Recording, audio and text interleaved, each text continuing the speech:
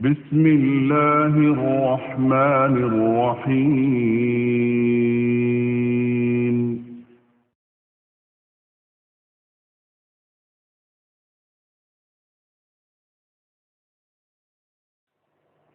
السلام عليكم ورحمة الله وبركاته.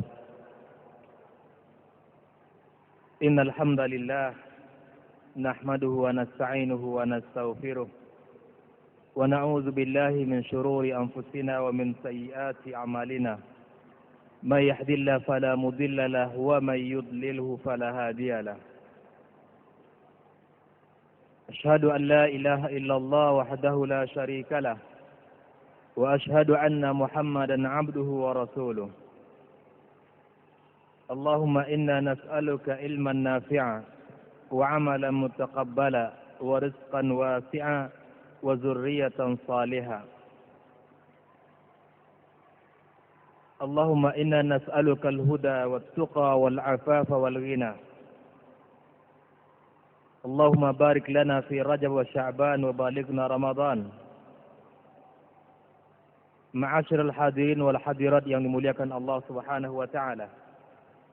Bersyukur kita kepada Allah di malam yang berbahagia ini kita masih diberikan izin olehnya, kita masih diberikan karunia dan hidayah oleh Allah untuk bisa bersama-sama duduk dalam majelis ilmu. Mudah-mudahan majelis ini senantiasa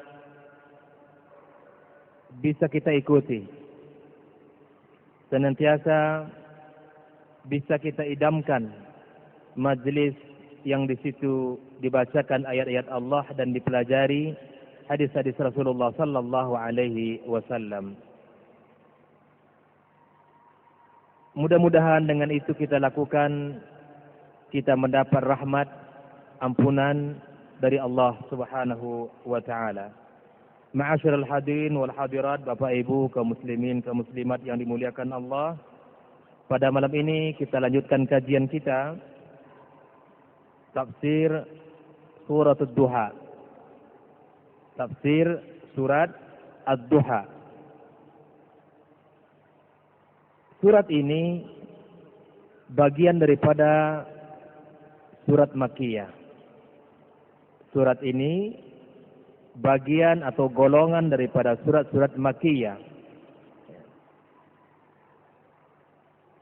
Di antara isi pokok pembahasan surat ini adalah bantahan Allah Subhanahu wa taala terhadap orang-orang musyrikin, terhadap orang-orang yang tidak beriman kepada Allah, di mana mereka memberikan sebuah ungkapan bahwa Allah Subhanahu wa taala telah meninggalkan nabinya. Ayat ini memberikan juga perlindungan kepada nabi kita tercinta Rasulullah sallallahu alaihi wasallam, membuktikan bahwa perjuangan beliau itu disokong dan didukung oleh Allah. Bahwa sesungguhnya di dalam ayat ini juga Allah Subhanahu wa taala mengingatkan atas nikmat-nikmat yang Allah berikan kepada nabi kita tercinta. Oleh karena itu, pembahasan surah Ad-Duha ini sangat penting bagi kita untuk menjaga kesetiaan kita kepada Rasulullah, menjaga cinta kita kepada Rasulullah sallallahu alaihi wasallam, meningkatkan loyalitas kita, ketaatan kita kepada Rasulullah sallallahu alaihi wasallam. Di antara hadis yang dinukil oleh Imam Ibnu Katsir rahimahullahu taala tentang surat Ad-Duha ini, dari sekian banyak riwayat yang dinukil oleh para ulama kita, Imam Ibnu Katsir rahimahullahu taala menyebutkan satu hadis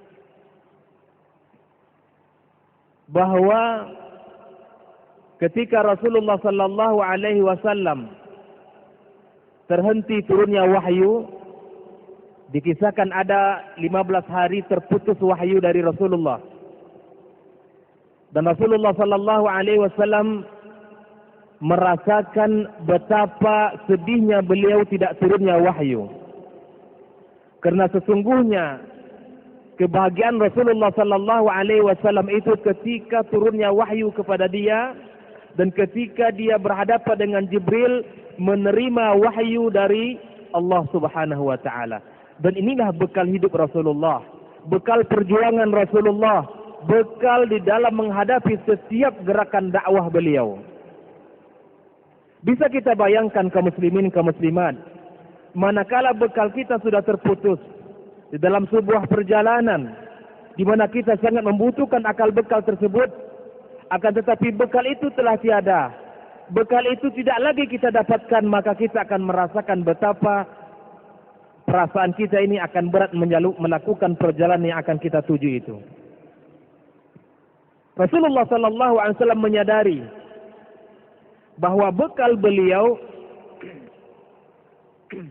yang menjadikan beliau itu bahagia dan senantiasa tegar dalam jalan dakwah manakala ada wahyu dari Allah Subhanahu wa taala.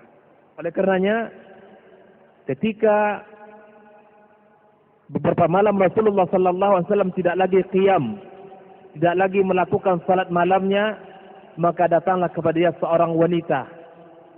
Seorang wanita yang datang kepada Rasulullah sallallahu alaihi wasallam mengatakan kepadanya, "Wahai Muhammad, aku tidak melihat lagi syaitanmu datang kepadamu." Yang dimaksud dengan syaitan di sini siapa? Jibril alaihi salam. Jibril alaihi salam. Dan tersiarlah di kota ketika itu bahwa Nabi Muhammad telah ditinggalkan oleh Tuhannya. Bahwa apa yang didakwakan oleh Nabi Muhammad itu merupakan palsu. Sudah terputus wahyu darinya. Tidak ada lagi bimbingan dari Allah Azza wa Jalla. Tidak lagi bimbingan dari Tuhannya. Oleh karena itu Rasulullah sallallahu alaihi wasallam dalam keadaan bersedih, turunlah firman Allah Subhanahu wa taala, "Wad-duha", demi waktu duha. Para ulama tafsir menjelaskan kaum muslimin kaum muslimat bahwa Allah Subhanahu wa taala bersumpah dengan waktu duha ini dikarenakan waktu duha waktu inbisaki nur syams, waktu bersinarnya matahari. Fahiya isyaratun, sebuah isyarat, cahaya matahari itu merupakan sebuah isyarat wahyu yang menerangi Rasulullah sallallahu alaihi wasallam itu tidak pernah putus. Allah memilih kata-kata wadduha karena merupakan waktu duha itu waktu yang sangat segar, waktu yang sangat indah, yang di mana matahari memancarkan cahayanya, diibaratkan sebuah wahyu dari Allah Subhanahu wa taala yang menerangi kehidupan Rasulullah sallallahu alaihi wasallam dan para pengikutnya.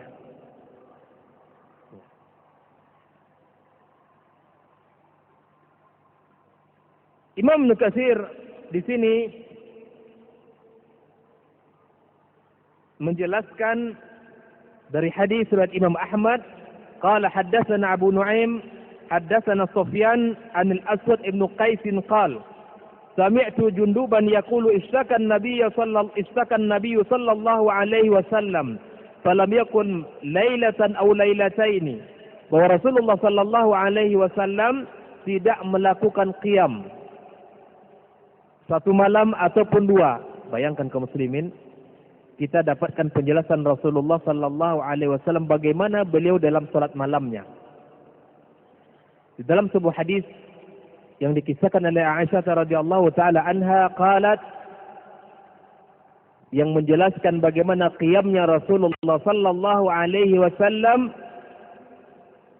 hatta yatafattar qadamah, sampai kaki Rasulullah memar dan bengkak dikarenakan banyaknya beliau berdiri, banyaknya melakukan salat malam. Nah, ketika itu Rasulullah merasakan tidak enak badan sehingga tidak salat malam atau satu malam ataupun sampai dua malam. Fa'atat imra'atun faqalat ya Muhammad ma ara syaitanaka illa qad tarakaka, aku melihat syaitanmu telah meninggalkanmu.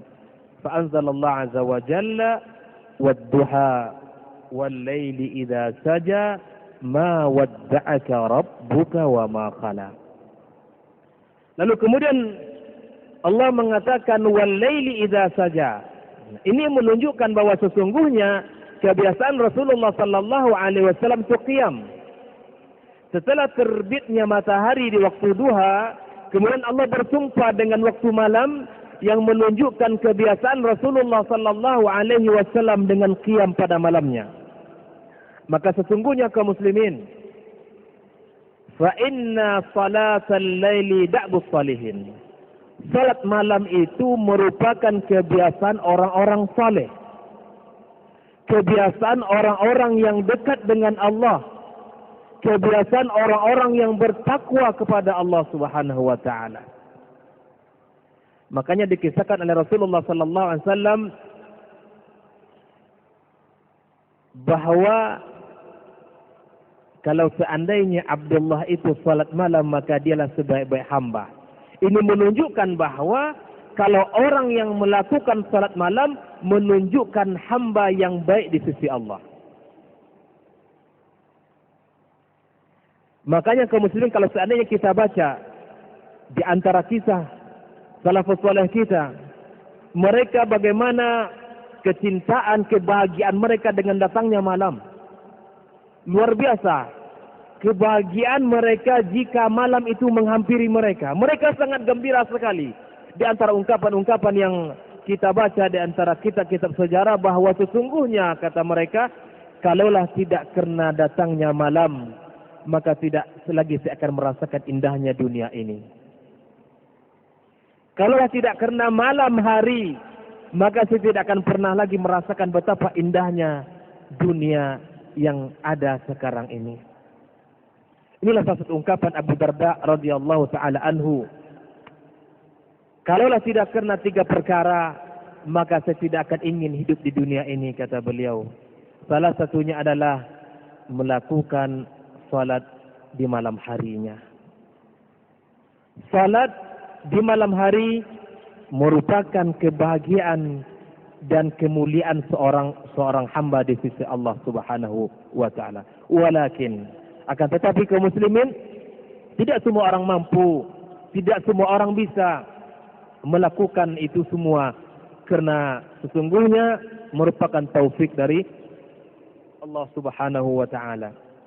Sekali lagi kaum muslimin, kaum muslimat, salat malam merupakan taufik dari Allah Subhanahu wa taala. Oleh karena itu kaum muslimin, mari kita perbanyak meminta kepada Allah agar kita diberikan kemampuan untuk bisa melakukan, menghidupkan serta mendirikan malam-malam dengan qiyam, dengan salat, di mana orang-orang ketika itu tidur dan kita bangun di tengah malam untuk bermunajat kepada Allah Subhanahu wa taala. Makanya salah satu hadis Rasulullah sallallahu alaihi wasallam, jika kita ingin masuk surga dengan selamat, maka salat malamlah ketika orang-orang sedang nyenyak dalam tidurnya. Wa sallu bil laili wan nasu niyam tadkhul jannata bis salam. Salatlah kamu di malam hari ketika orang sedang tidur, maka kamu akan selamat masuk ke dalam surga Allah Subhanahu wa taala. Ma'asyiral hadirin wal hadirat yang dimuliakan Allah Subhanahu wa taala, wad-duha wal-laili idza saja ma wadda'aka rabbuka wa ma qala. Ini merupakan jawaban terhadap orang-orang kaum musyrikin, bahwa tuduhan mereka Allah telah meninggalkan Rasul kita tercinta Muhammad sallallahu alaihi wasallam. Allah perkuat di sini, ma wadda'ak, Allah tidak akan meninggalkanmu Muhammad, wa ma qala, dan juga tidak akan pernah membencimu wahai Muhammad. Ini adalah obat bagi Rasulullah, menguatkan hati Rasulullah sallallahu alaihi wasallam yang sedang sedih, menguatkan hati Rasulullah sallallahu alaihi wasallam dalam berdakwah, bahwa sesungguhnya Allah tidak akan pernah meninggalkan sedikit pun dalam perjalanan dakwah Rasulullah sallallahu alaihi wasallam.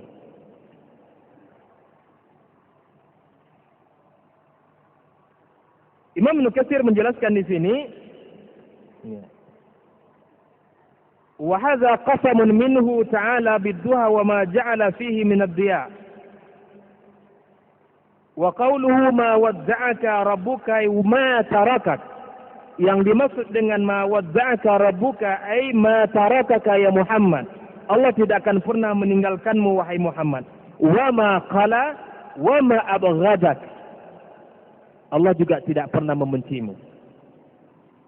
Lalu kemudian pada ayat berikutnya Allah Subhanahu wa taala menguatkan nabi kita, walal akhiratu khairul laka minal ula. Sungguhnya kehidupan akhirat itu jauh lebih baik bagi kamu daripada kehidupan dunia ini. Makanya kalau kita baca perkataan Utsman dalam kehidupan dia menanggapi tentang kehidupan akhirat luar biasa. Beliau mengatakan dalam sebuah ungkapannya, hammud dunya zulmatun fil qalb wa hammul akhirah nurun fil qalb.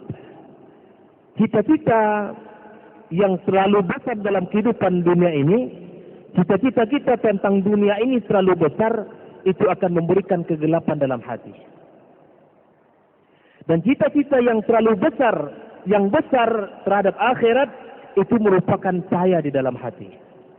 Oleh karena itu doa kita bagaimana kaum muslimin, doa kita, Allahumma la taj'al ad-dunya akbara hammina. Ya Allah, jangan engkau jadikan dunia ini cita-cita kami yang terbesar.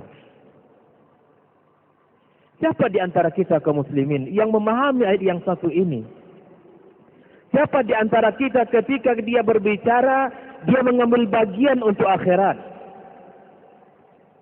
Artinya dia berbicara, kalau bicaranya itu akan menuai pahala di sisi akhirat, di sisi Allah Subhanahu wa taala. Siapa di antara kita yang memahami ayat ini bahwa kehidupan akhirat jauh lebih baik dari kehidupan dunia ini? Ketika dia melihat sesuatu, lalu mengaitkan dengan kehidupan akhirat. Siapa di antara kita ketika dia mendengarkan sesuatu, lalu menghubungkan nikmat pendengaran itu dengan nikmat akhirat.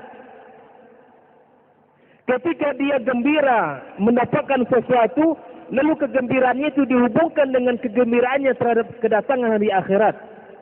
Ini yang seharusnya kita perhatikan, bahwa sesungguhnya kehidupan akhirat jauh lebih besar, jauh lebih indah, jauh lebih utama dibandingkan dengan kenikmatan dunia yang kita alami sekarang ini.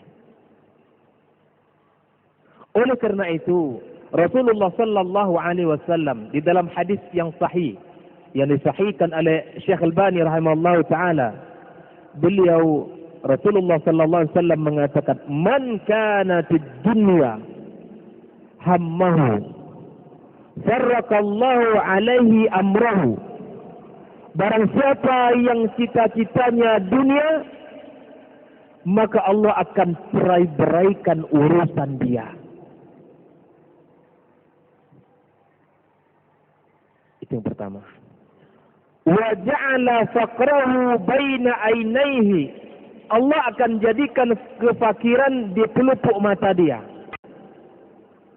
Walam ya'tihi minad dunya illa ma kutiba lahu. Dan dia tidak akan memperoleh dari dunia kecuali apa yang telah ditetapkan baginya. Ini kelompok yang pertama. Barang siapa yang cita-citanya itu besar terhadap dunia, maka pertama Allah akan berai-beraikan urusan dia. Allah jadikan kefakiran di pelupuk matanya. Dia kaya ke muslimin, tapi tidak pernah merasakan kepuasan sedikit pun. Senantiasa tamak, senantiasa mencari dan mencari. Padahal nikmat yang Allah berikan kepadanya sudah luar biasa. Dan tidak akan mendapatkan dari dunia kecuali apa yang telah ditetapkan oleh Allah Subhanahu wa taala.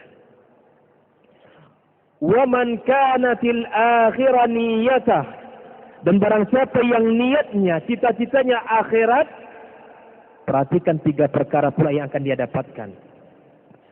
Jama'allahu lahu amrahu. Allah akan kumpulkan urusannya. Allah akan permudah segala urusannya.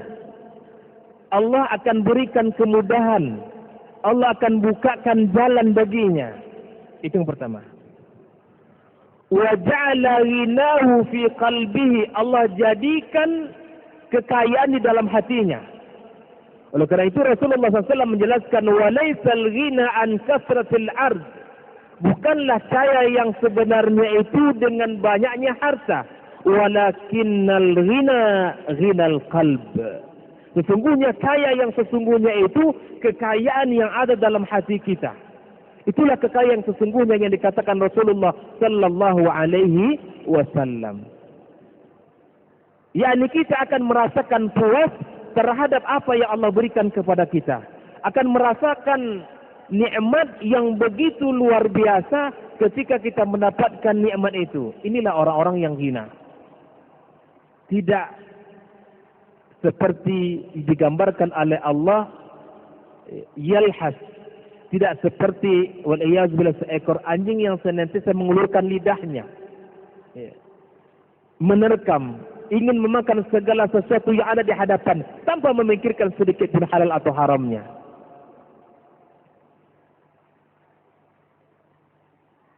Dan yang ketiga yang didapatkan oleh orang-orang yang niatnya akhirat adalah wa atathu dunya wa huwa wahiya raghimah.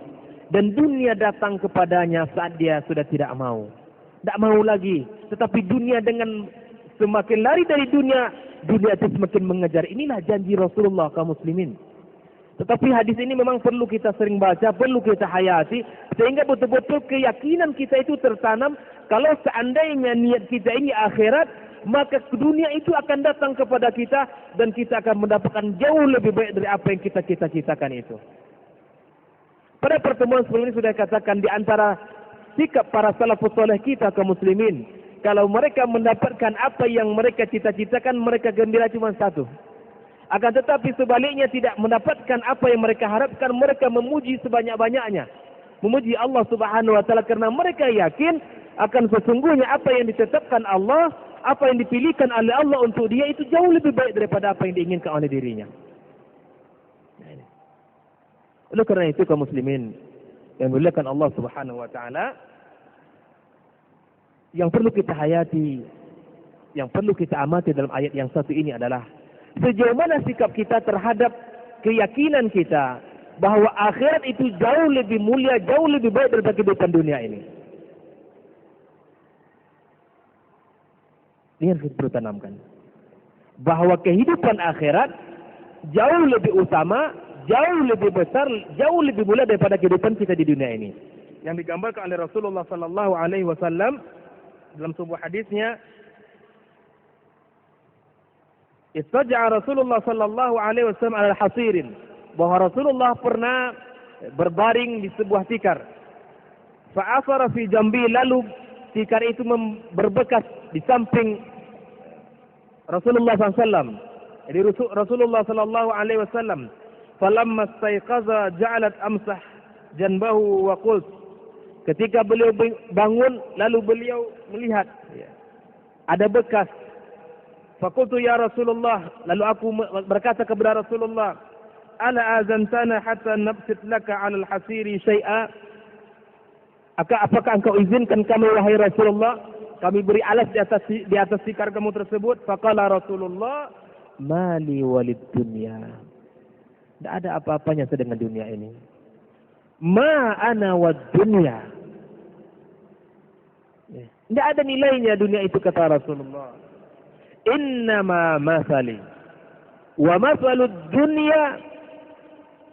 Kita perhatikan di sini. Sesungguhnya perumpamaan saya dan perumpamaan dunia itu, kata beliau, karakibin, seperti seorang yang berjalan, mengendarai kendaraan, zalla tahta syajarah, mampir sejenak di bawah pohon, summa raha wa tarakaha, dia berlalu pergi meninggalkan dunia.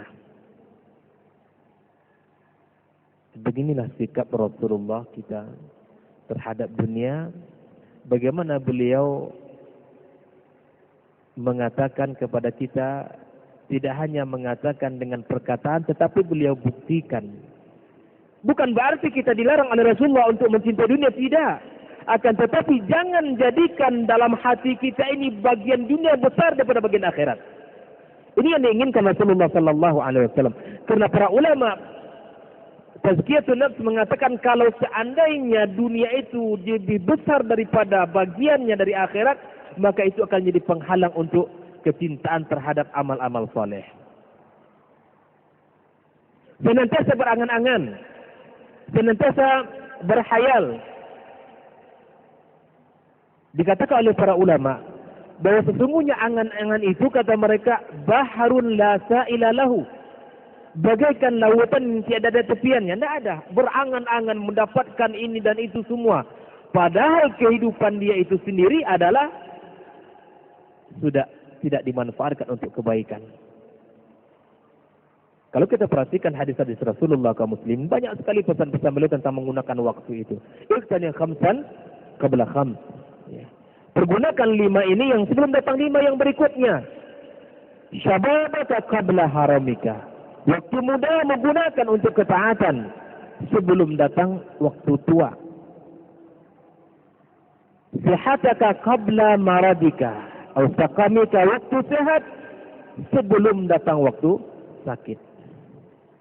Faragaka qabla syughlika. Waktu kosong sebelum datang waktu sibuk. Nah ini. Hayataka qabla mautika. Kehidupan ini sebelum datang waktu kematian. Ini penting bagi kita kaum muslimin untuk menghayati hadis-hadis Rasulullah, memahami, mempraktikkan dalam kehidupan kita ini. Bahkan Imam Syafi'i rahimahullah ta'ala mengatakan, nafsuka illam tushghilha bil haqqi syagalatka bil batil. Dalam rangka menggunakan waktu-waktu dan mengisi kehidupan kita, kata beliau, jika dirimu, jika tidak kamu isi dengan kebaikan, tidak diisi dengan amal saleh, maka yang akan mengisi adalah kebatilan. Oleh karena itu, jangan tunda-tunda waktu kita, jangan kita akhirkan untuk melakukan kebaikan dan ketaatan kepada Allah Subhanahu wa taala. Dan kita perlu ingat, di antara perkataan orang-orang salafus saleh, orang terdahulu, di antara tanda-tanda min alamati i'radillahi ta'ala 'anil 'abdi ayushghilahu bima la yanfa. Perhatikan kaum muslimin. Di antara tanda Allah sudah meninggalkan kita, kita mengisi waktu kita pada hal-hal yang tidak bermanfaat. Itulah tanda, kata mereka, kalau seandainya seseorang dalam kehidupan ini tidak lagi melakukan hal-hal yang bermanfaat bagi kehidupan dunia dan akhiratnya, maka itu tanda min alamati i'radillahi ta'ala lahu. Tanda di mana Allah telah memilihkan dirinya kepada hambanya itu. Membiarkan hambanya itu melakukan apa saja, termasuk melakukan hal-hal yang tidak bermanfaat. Mari kita perhatikan. Waktu kita sama 24 jam. Waktu kita sama dengan waktu zaman Rasulullah, zaman para sahabat, para tabi'in. Akan tetapi manfaat waktu yang mereka miliki tidak sama seperti waktu yang ada pada kita sekarang ini. Makanya kalau kita baca karangan-karangan para ulama kita, di antara karya-karya mereka apa? Al-Bahrul Muhit. Lautan. At-Tarikhul Kabir. Al-Kamil fit Tarikh. Ibnu Katsir rahimahullah ta'ala memiliki sebuah kitab Al-Bidayatu wan Nihayah. Ini kitab luar biasa di dalam menjelaskan sejarah. Al-Bidayah sejak terjadinya alam, sejak kisah Nabi Adam alaihissalam sampai beliau meninggal, dia sebutkan dalam kitab Al-Bidayatu wan Nihayah tersebut. Maka dia dinamakan kitab Al-Bidayah wan Nihayah. Permulaan dan kesudahan. Sampai waktu dia, masa dia, ditulislah seluruh sejarah itu. Sampai beginilah para ulama kita, bahkan di dalam sejarah-sejarah lain seperti Imam Tabari kaum muslimin, beliau menulis sejarah-sejarah yang luar biasa. Kalau seandainya karya beliau itu, seluruh karya beliau itu dibagi dengan umur dia, maka dia menulis setiap hari itu tidak kurang daripada 20 lembar.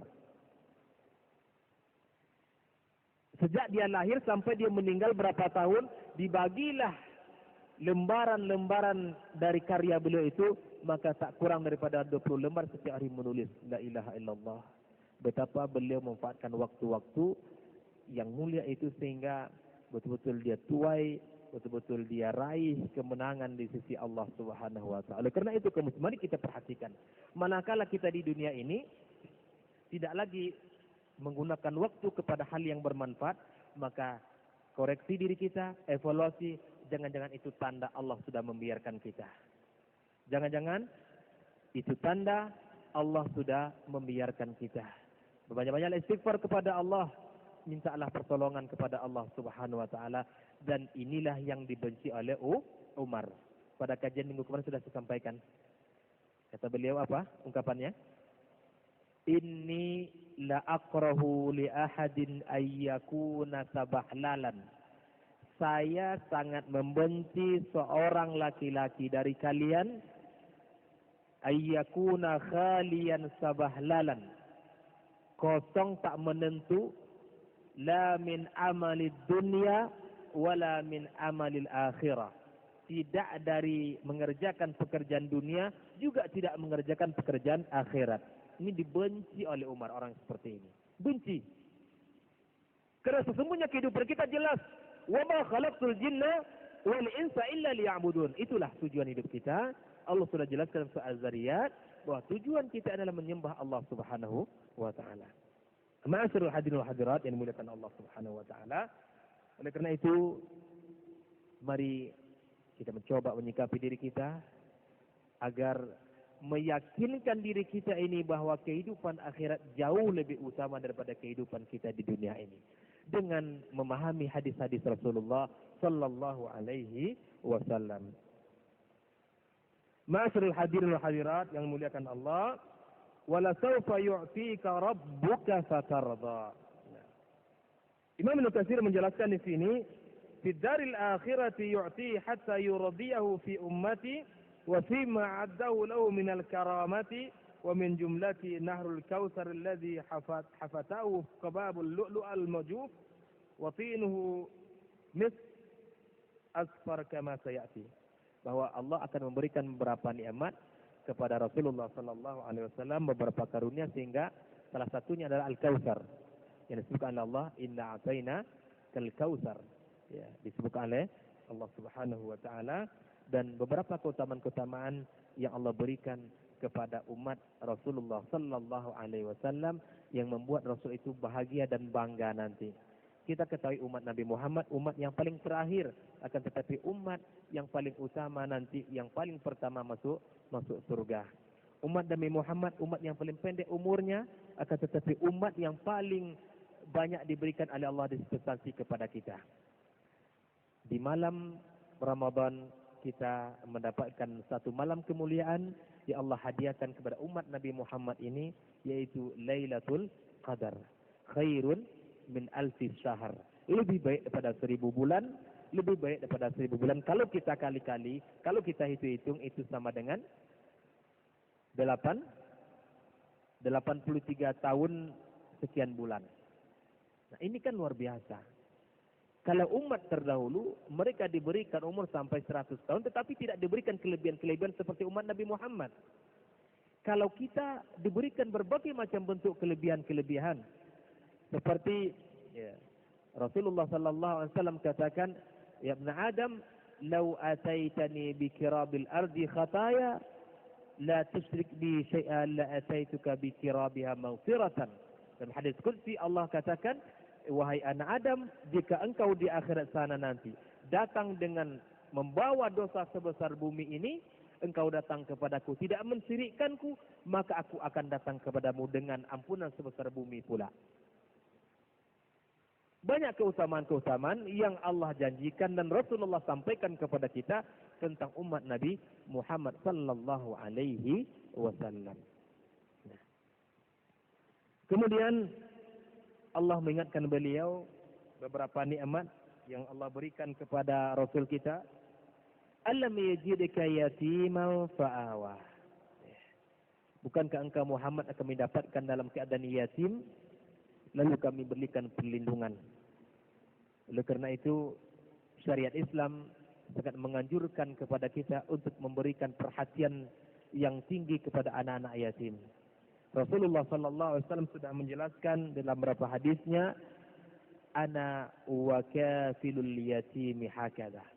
Allah tunjukkan, Allah dekatkan jarinya bahwa saya dengan orang-orang yang menjaga anak yatim itu seperti ini dekatnya nanti pada hari kiamat. Maka sebaik-baik orang di dalam rumahnya ada anak yatim, diberikan perhatian, dibantu, dan sehingga dia merasakan kenikmatan dunia ini sebagaimana dirasakan oleh orang-orang yang lain seperti dia. Salah satu cara yang dijelaskan oleh Rasulullah sallallahu alaihi wasallam kepada kita untuk melunakkan hati kita ini ketika dia jauh dari kebaikan, maka usaplah kepala anak yatim. Rasakan kepada diri kita ini bahwa sesungguhnya dia adalah hamba Allah seperti kita, membutuhkan perlindungan, membutuhkan bantuan. Oleh karena itu kaum muslimin, manakala hati kita ini kasar, jauh dari ketaatan dan amal soleh, maka usaplah kepala anak yatim dan sayangilah mereka. Mudah-mudahan itu akan membuat hati kita lunak dan membuat hati kita dekat kepada Allah Subhanahu wa taala. Kita ketahui Rasulullah sallallahu alaihi wasallam lahir dalam keadaan yatim, ya. Beliau mengalami beberapa masa-masa yang sangat sulit dalam perjalanan dakwah. Ya. Setelah meninggal ibunya, kemudian ya, istrinya, pamannya, dan kita mendapatkan itu merupakan masa-masa yang sangat berat bagi Rasulullah sallallahu alaihi wasallam. Allah kuatkan Rasul bahwa kamilah yang memberikan perlindungan kepadamu wahai Muhammad. Artinya perjalanan dakwah itu akan senantiasa berada bimbingan dari bimbingan Allah Subhanahu wa taala. Kemudian Allah katakan wa wajadaka dhalan fahada. Dan kami dapatkan kamu Muhammad dalam keadaan bingung. Bukan bingung arti kata Rasulullah itu bingung mencari kebenaran, tidak. Akan tetapi dengan kehidupan orang-orang jahiliyah pada masa itu, Rasulullah sallallahu alaihi wasallam senantiasa berharap hidayah, mengharapkan petunjuk dari Allah, lalu Allah kabulkan permintaan beliau sehingga diutus menjadi seorang rasul, diutus menjadi penyampai risalah Allah Subhanahu wa taala. Lalu Allah berikan dia petunjuk dan merupakan nikmat yang sangat agung kepada kita, sehingga nikmat itu bisa kita rasakan sampai sekarang ini. Kalaulah tidak dengan petunjuk Allah melalui Rasulullah sallallahu alaihi wasallam kaum muslimin, maka kita tidak akan merasakan yang namanya kebahagiaan tadi. Dan perlu kita ingat, petunjuk dan hidayah itu hanya di tangan Allah Subhanahu wa taala. Jangan sampai kita meyakini bahwa kita adalah orang yang bisa memberikan petunjuk, tidak. Tetapi kita menjadi orang-orang, menjadi perantara saja, tetapi hidayah tetap di tangan Allah Subhanahu wa taala. Buktinya apa? Siapa buktinya? Buktinya yang menjaga Rasul siapa? Tetapi pada akhir ayatnya beliau tidak mendapatkan hidayah. Sedangkan itu siapa? Rasulullah sallallahu alaihi wasallam. Oleh karena itu harus kita tanamkan dalam diri kita, hidayah itu hanya milik Allah. Kita hanya menyampaikan, manakala kita menasihati seseorang, manakala kita menyampaikan kebenaran, orang itu tidak mendengarkan apa yang kita sampaikan, maka kita jangan kecewa karena hidayah dari Allah Subhanahu wa taala. Wajadaka ailan fa'aghna. Kau dapatkan engkau Muhammad, kami dapatkan engkau dalam keadaan susah, fakir, kamilah yang menjadikan kamu itu orang-orang yang berkecukupan. Ya. Sekali lagi, ghina di sini adalah ghinal qalb, bukan kekayaan harta, Dan Rasul kita ini, kaum muslimin jangan sampai disalahfahami, Rasul kita bukanlah orang yang paling miskin, tidak. Tetapi dia sangat mampu untuk menjadi orang yang kaya. Akan tetapi dengan sikap beliau yang kami katakan di awal tadi, dia tidak menjadikan dunia itu lebih besar di hatinya. Jangan sampai kita memahami Rasul kita itu orang miskin, tidak. Tetapi beliau adalah orang yang kaya, sebagaimana ungkapan beliau, وَلَيْسَ الْغِنَى عَنْ كَثْرَةِ الْعَرْضِ وَلَكِنَّ الْغِنَى غِنَى الْقَلْبِ. Kaya hati. Kaya hati. Dan inilah yang harus kita cita-citakan dalam kehidupan kita ini. Tidak seperti anggapan-anggapan orang, manakala dia tidak memiliki, pada surat sebelum ini sudah kita bahas, manakala Allah memberikan sebuah kekayaan kepada dia, dia mengatakan Allah memuliakannya. Ya kan? Berarti kalau ini masih kita pahami, maka kekayaan itu ya berbentuk harta. Ya, inilah yang harus kita pahami.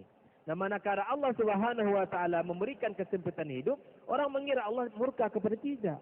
Akan tetapi sesungguhnya adalah kekayaan dan kesulitan itu kedua-duanya merupakan ujian dari Allah yang menentukan tingkat derajat kita di sisi Allah Subhanahu wa taala.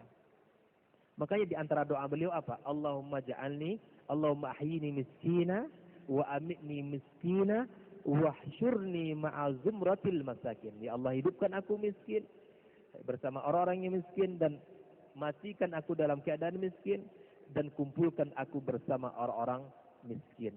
Yang perlu kita pahami, miskin pada hadis ini bukan miskin ini, akan tetapi seperti dikatakan oleh di dalam kitab Gharibul Hadis, bahwa miskin ini adalah khusyuk, al-khudu', tawaduk kepada Allah. Ini maksud miskin di situ. Di mana kita khusyuk, khudu', taat, patuh kepada Allah Subhanahu wa ta'ala. Ini yang katakan miskin itu. Bukan miskin dalam kehidupan yang kita pahami. Akan tetapi yang disebutkan miskin oleh Rasul pada hadis itu adalah di mana ketundukan hati kepada Allah, kepatuhan hati dan diri kita kepada Allah, menghambakan diri kita kepada Allah Subhanahu wa ta'ala. Dan orang-orang yang tunduk dan patuh kepada Allah, tentu orang-orang yang pertama yang akan dimasukkan surga oleh Allah Subhanahu wa ta'ala. Ma'asyiral hadirin wa hadirat dimuliakan Allah Subhanahu wa taala. Oleh karenanya, fa'ammal yatima fala taqhar. Terhadap anak-anak yatim jangan kita bertindak kasar. Sayangilah mereka, bantulah mereka, dan berikanlah hak-hak mereka. Jadikan kita ini bagian daripada orang-orang yang perhatikan anak-anak yatim. Wa ammas sa'ila fala tanhar. Terhadap orang-orang yang meminta, jangan kita berkata kasar kepadanya. Kalau kita ingin memberi, silakan. Kalau tidak, jangan sampai menghina mereka atau merendahkan diri mereka. Sesungguhnya mereka itu juga hamba Allah. Jangan kita sampai menghina dan menjadikan mereka itu jauh daripada seperti kita. Wa amma bi ni'mati rabbika fahaddits. Dan terhadap nikmat-nikmatmu, nikmat-nikmat Tuhanmu, maka hendaklah engkau sebut-sebut. Ini baru kita coba sedikit membahas. Tahadus bin ni'mah sangat penting. Ma'asyiral hadirin yang dimuliakan Allah. Di dunia ini kita akan memuji orang yang berbuat baik kepada kita. Itu pasti. Jika ada orang yang berbuat baik kepada kita, maka kita akan sebut namanya. Kita puji dia. Di mana saja kita berada, kita sebut nama orang-orang itu sangat baik sekali. Ini menunjukkan hati kita tunduk dan dekat kepada orang-orang yang berbuat baik kepada kita. Nah, bagaimana kita harus meyakini bahwa Allah adalah akram, jauh lebih mulia, jauh lebih baik daripada makhluknya. Allah itu betapa indahnya, betapa pemurahnya kepada kita. Allah hidupkan kita, Allah beri nikmat, Allah sediakan bagi kita surga. Allah bukakan pintu taubat bagi kita. Allah ampunkan kesalahan-kesalahan kita. Bayangkan betapa nikmat dan keindahan yang Allah berikan kepada kita. Allah berikan kemudahan-kemudahan. Allah hidupkan. Allah terima taubat kita. Allah sediakan bagi kita surga. Setiap kali kita bertaubat, Allah hapuskan dosa kita. Berbuat lagi. Taubat lagi, Allah hapuskan dosa kita. Manakala kita berniat baik, Allah catat kebaikan. Manakala itu amal tidak baik, maka itu Allah catat satu kejahatan. Jika kita minta ampun, maka kita diampunkan oleh Allah. Harus kita hadirkan dalam hati kita bahwa sesungguhnya Allah zat yang paling pemurah. Oleh karena itu, bukti daripada itu, kita harus puji Allah, harus sebut Allah Subhanahu wa taala, harus kita buktikan syukur nikmat itu dengan melakukan ketaatan kepada Allah Subhanahu wa taala. Nah, sedikit kaum muslimin, di antara tahadus bin nikmah itu, kita boleh ketika kita mendapatkan nikmat, kita bersyukur, bantu orang, kita lihatkan. Maka dalam sebuah hadis Rasulullah sallallahu alaihi wasallam, sesungguhnya Allah sangat mencintai seorang hamba yang melihat dalam dirinya itu ada nikmat. Kalau kita mendapatkan nikmat, ya, belilah baju yang baik. Kalau kita mendapatkan nikmat, kalau kita ingin bangun rumah, ya silakan bangun rumah. Kalau kita ingin, jika kita ingin mendapatkan nikmat rezeki, ingin kendaraan, silakan beli kendaraan. Ini dalam rangka tahadus bin ni'mah. Jangan kita sampai kita memiliki harta, tetapi penampilan kita ini kita tidak tunjukkan bagian daripada sikap kita tahadus bin ni'mah. Oleh karena itu kaum muslimin, jika kita memiliki harta, tunjukkan ada nikmat Allah pada diri kita. Gunakan nikmat itu dengan sebaik-baiknya, lalu kita perbanyak syukur kita kepada Allah Subhanahu wa taala. Maka kalau kita tidak bisa mensyukuri yang sedikit, maka pasti jika nikmat itu banyak, kita tidak akan bisa mensyukurinya. Man lam yashkuril qalil, lam yashkuril katsir. Yang tidak bisa mensyukuri yang sedikit, maka pasti dia tidak akan bisa mensyukuri yang banyak, kata Rasulullah. Wa man lam yashkurillah, wa man lam yashkurin nas, lam yashkurillah. Barang siapa yang tidak bisa berterima kasih kepada orang, maka dia tidak akan pandai berterima kasih kepada Allah. Terus kita ingat itu. Barang siapa yang tidak bisa berterima kasih kepada orang, maka dia, kata Rasul, tidak akan bisa berterima kasih kepada Allah Subhanahu wa taala. Yang tidak nampak oleh dia, yang tidak terlihat oleh dia. Orang yang berbuat baik kepadanya saja dia tidak bisa mengucapkan jazakallahu khaira.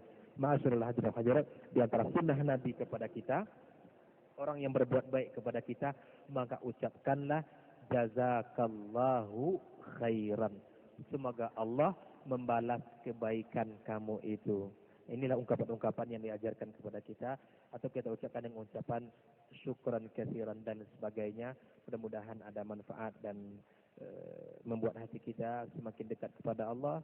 Semoga apa-apa yang sudah kita dapatkan bisa kita amalkan, menjadikan hati kita ini tunduk dan tawaduk kepada Allah Subhanahu wa taala. Terima kasih atas segala perhatian dan mohon maaf atas segala kekurangan. Subhanakallahumma wa bihamdika asyhadu an la ilaha illa anta astaghfiruka wa atubu ilaik. Assalamualaikum warahmatullahi wabarakatuh.